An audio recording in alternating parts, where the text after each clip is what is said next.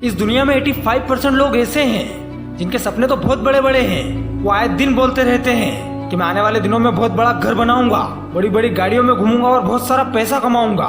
लेकिन ये सारी चीजें केवल वो सोचते ही रहते हैं। और अगर कोई उनसे बोले कि भाई तू करता तो कुछ है नहीं, तो फिर कैसे ये सारी चीजें तू हासिल करेगा, क्या करेगा तू ऐसा जिससे तेरे सारे सपने पूरे होंगे? तो वो क्या बोलते हैं पता है कि मुझे मेरे भगवान पर पूरा भरोसा है और वो किसी न किसी तरीके से मुझे जरूर कामयाब कर देंगे और मेरी किस्मत में जो लिखा होगा वो मुझे जरूर मिलेगा। और तो और वो इंसान उठते बैठते भगवान से बस यही प्रार्थना करते रहते हैं कि हे भगवान मुझे इतना धन देना कि मैं अपने सारे सपने पूरे कर सकूं और अपने परिवार को एक खुशहाल जिंदगी दे सकूं। हर रोज बहुत सारे लोग भगवान से बस इसी तरह से प्रार्थना ही करते रहते हैं और शायद इन बहुत सारे लोगों में आप भी हों। तो मेरे भाई ये बात कान खोल कर सुन लो। मैं मानता हूँ कि देने वाला भगवान ही होता है और आपके नसीब में जो लिखा होगा वो आपको जरूर मिलेगा। पर इसका ये मतलब बिल्कुल नहीं कि आप सिर्फ भगवान पर ही छोड़ दें और अपनी कामयाबी के लिए कुछ ना करें। अरे मेरे भाई ऐसा बिल्कुल नहीं है कि भगवान आपके घर में या फिर आपके बैंक अकाउंट में पैसे डाल देंगे या फिर आपको कहीं से प्रॉपर्टी खरीद कर दे देंगे।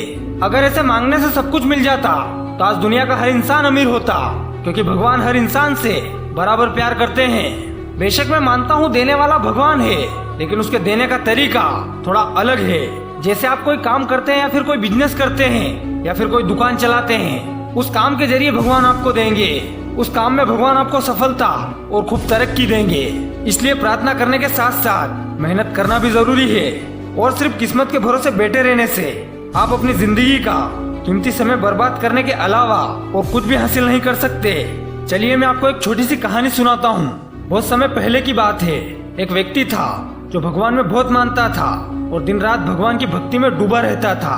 एक दिन वो भगवान के दर्शन करने के लिए बहुत बड़े पहाड़ पर चढ़ गया और बहुत ऊंचाई पर जाने के बाद उसने पूजा करना शुरू कर दी और बोला कि भगवान मैं जानता हूँ आप यहीं कहीं निवास करते हैं, कृपया करके मुझे अपने दर्शन दो।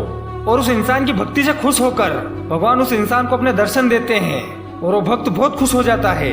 और भगवान को देखकर वो इंसान एक सवाल करता है कि भगवान आपके लिए दिन, महीनों और सालों की क्या वैल्यू है? तो भगवान ने जवाब देते हुए कहा कि बस 1 मिनट। फिर उस भक्त ने भगवान से एक और सवाल पूछा कि भगवान आपके लिए हजारों, लाखों और करोड़ों रुपयों की क्या वैल्यू है?